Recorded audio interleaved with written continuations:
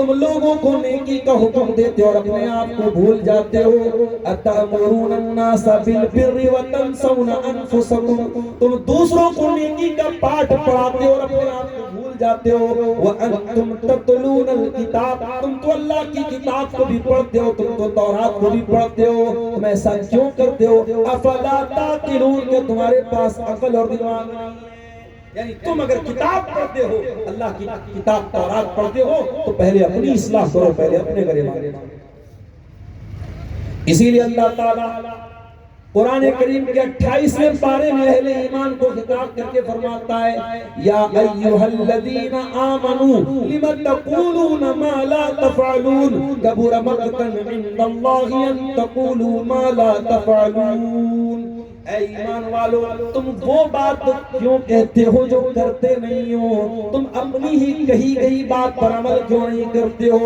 تمہارے گفتار اور کردار میں فرق کیوں ہے؟ تمہاری کتھنی اور کرنی میں فرق کیوں ہے؟ تمہارے کردار میں اور تمہاری باتوں میں فرق کیوں ہے؟ تم وہ بات کیوں بیان کرتے ہو جس پر تم عمل نہیں کرتے ہو؟ یہ پہلا کام ہمیں کرنا پڑے گا. اگر ہمیں سماج کی اصلاح کرنا ہے, سماج کو سدھارنا ہے, تو ہمیں سب سے پہلے اپنی اصلاح کرنی پڑے گی. اللہ کے نبی کے ایک صحابی جن کا نام حنظلہ تھا, وہ ایک مرتبہ گھر سے باہر نکلے. راستے میں ان کی ملاقات حضرت ابو بکر صدیق سے ہوتی ہے. ابو بکر صدیق پوچھتے ہیں, حنظلہ کہاں جا رہے ہو؟ کہتے ہیں اللہ کے پیارے نبی کے پاس جا رہا. کہا کیوں جا رہے ہو, کیا مقصد ہے؟ کہا کہ ابو بکر صدیق, میں اللہ کے پیارے نبی سے ایک بات پوچھنے جا رہا ہوں. بات یہ ہے, جب ہم اللہ کے پیارے نبی کے پاس ہوتے ہیں اور اللہ کے پیارے نبی صلی اللہ علیہ وسلم کی باتوں کو سنتے ہیں, ایسا لگتا ہے کہ جنت کو اپنی آنکھوں سے دیکھ رہے ہیں, ایسا لگتا ہے کہ جہنم کو اپنی آنکھوں سے دیکھ رہے ہیں. جب ہم نبی کے پاس ہوتے ہیں تو جنت اور جہنم کو اپنی آنکھوں کے سامنے محسوس کرتے ہیں. لیکن جب بیوی بچوں کے پاس چلے جاتے ہیں, جب گھر چلے جاتے ہیں, جب اپنے دنیا کے کاموں میں چلے جاتے ہیں, اے ابو بکر صدیق, پھر دل کی وہ کیفیت باقی نہیں رہتی, پھر دل کی حالت بدل جاتی ہے. تو مجھے ایسا لگا کہ یہ تو منافق کی علامت ہے, یہ تو منافق کی پہچان ہے. میں ڈر گیا کہ کہیں میں منافق تو نہیں ہو گیا. میں یہی مسئلہ پوچھنے اللہ کے نبی کے پاس جا رہا ہوں کہ اے اللہ کے نبی, کہیں حنظلہ منافق تو نہیں؟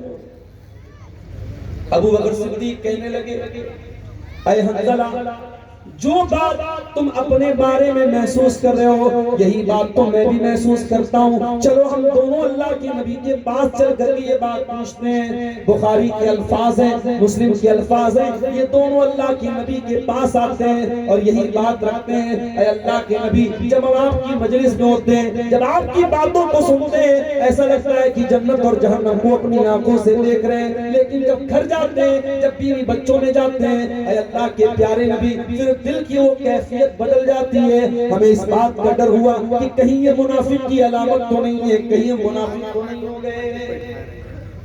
اللہ کے پیارے نبی نے فرمایا, اے حنظلہ, تم منافق نہیں ہوئے ہو, تم یہ مت سمجھو کہ تم منافق ہو گئے ہو. ولیکن شیئا فشیئا, اے حنظلہ, دل کی کیفیت ایک جیسی نہیں رہتی, دل کی کیفیت بدلتی رہتی ہے. اگر ایک حالت میں تم رہتے, جس حالت میں میرے پاس رہتے ہو, اگر پرماننٹ اسی حالت میں رہتے تو فرشتے تم سے مصافحہ کرنے آتے. اے حنظلہ, یہ پاسبل نہیں ہے, یہ ممکن نہیں ہے.